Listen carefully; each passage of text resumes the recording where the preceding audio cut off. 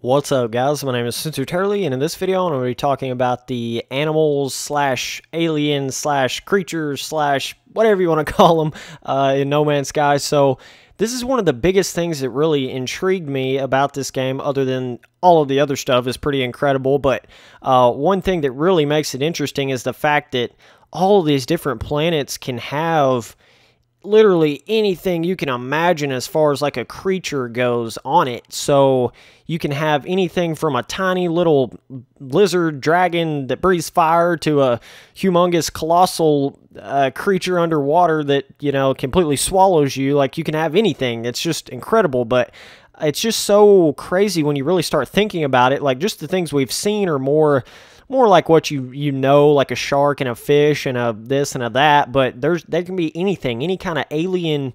I'm telling you guys, anything your mind can imagine creature-wise can be in this game, okay? Anything. So it's incredible, and you have things that are more like hostile, would like straight up attack you. You got things that are probably more chill, but if you try to attack it, then it will attack you. And then you have things that just run from you, that are scared of you.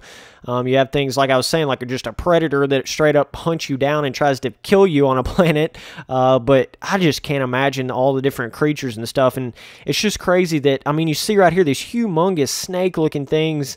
That's just crazy how you can have something so large on a planet, but also you can have tiny little like butterfly-sized things. So it's just incredible when you start thinking about it. But that's like I was saying, that's one of the biggest things that really intrigued me, because yeah, it would be cool if you had all these planets and all the different mountains and the different this and the that on the planet. But when you add in that there can be any kind of creature, any kind of animal, creature, anything like that, from a flying creature to a swimming creature to a walking creature to a hovering creature, heck, I don't know. It just adds so much more to the game overall, and it just it makes me totally interested in the game. So I think that's what a lot of people don't understand about it, is that it's not just like an animal or something. You know, it's like it can be any kind of creature, and they're all procedurally generated. So like I'm literally saying, you can have, there's literally like millions of different just small creatures, like lizards, this, that, different colors, different patterns, different shapes, different sizes, and like you have all these different like body types of creatures, but then, and those body types can be all these different ways, but you also have different like colors, different objects like horns and ears and this and that, and it's just crazy when you start thinking about all the different possibilities. But and it's cool because you might think, well, how do all these things know to move this certain way if they're all procedurally generated? Well,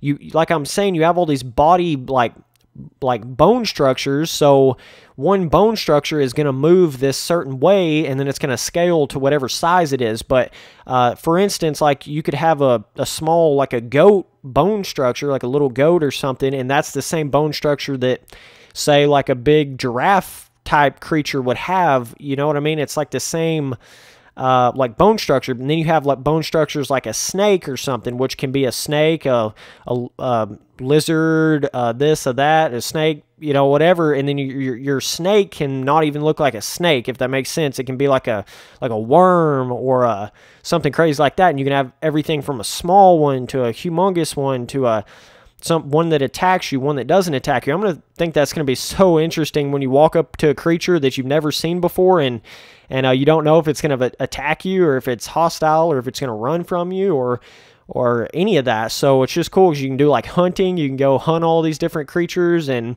they may be hunting you, which is pretty scary. But especially when you start thinking of the big creatures that could just be so deep under the water or something like that, or deep inside a cave or something, it just makes my mind go nuts, okay? But yeah, the creatures and the aliens, you could call them, because we've seen a lot of creatures that look straight up like they're from an alien planet.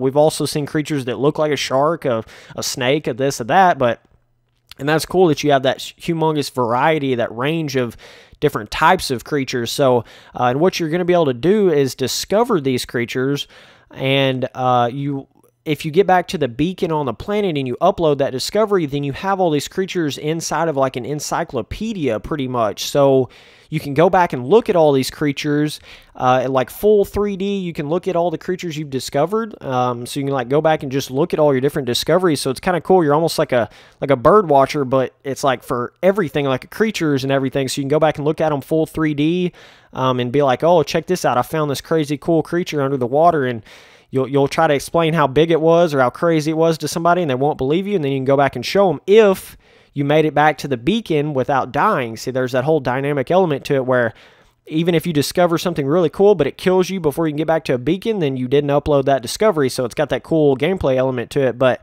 yeah, it's just incredible when you start thinking about all the flying creatures and everything. It's crazy, but it's cool because, like what I was saying, you could look at them in all 3D, but it tells like the weight, it's like a full encyclopedia on that creature itself. So, and then if anybody else comes around and sees that same creature, which is highly unlikely that you would even know that person that did that, they're still going to see your name that you discovered that creature first. So it's just amazing that all these different creatures can be on these planets. But I know a lot of people think that the planets, there's not going to be creatures on very many planets, but I just have a hard time believing that. I think there's going to be definitely some planets that don't have creatures, but I don't think it's going to be that like hard to find a creature on a planet, you know, especially if you go into a solar system and you discover like 6 or 7 planets in one solar system. The odds of finding a creature on at least like 3 of those planets, I feel like, is pretty good. So now finding some big rare creature or some kind of mythical crazy alien creature that's just like flying around or floating around really quick and it's hard to see or something like that, I could see that being more rare. But something like just having just creatures on a planet, I don't feel like is going to be all that rare of a thing. But it'll be cool landing on planets that don't have any creatures, or it might look like they don't have any creatures, if you know what I mean, and then all of a sudden something comes out of the ground and swallows you all of a sudden. But I mean, just the possibilities are endless here, boys. But it'll be amazing seeing all the different creatures and all the different stuff that they could be. And I know a lot of people wanted them to be like, you could tame them and have like a pet and stuff. And I think that's kind of something that's just ingrained in everybody's head. We all want to be like a zookeeper, but I don't know, man. It would be cool to do that, but it would take away from what No Man's Sky is about at the same time. So, but it is really cool that you can go back and look at all of the creatures you've discovered in full 3D. So, yeah, that's going to be a really cool thing. I mean, I'll spend endless hours just after I played the game for a month or something, just going back and looking at all the different creatures and stuff that I've, discovered, and it'll just be crazy. But you guys can see right here, I mean, what do you even call that thing? That's not a creature we've ever seen, and it's, is it flying or is it hovering? Who knows? But that just goes to show you how crazy the creatures can be. So, but yeah, it'll be amazing, and a lot of people think they can like kill a species off or something like that, but it doesn't really work like that. It's kind of hard to explain how it is going to work in the long run, and none of us know exactly, but it's got a system to where it's almost kind of like replenishes itself, and it would be kind of impossible to kill every single creature on one planet, because even if you killed like all of them except 2, then it would be hard to find those last 2, if that makes sense.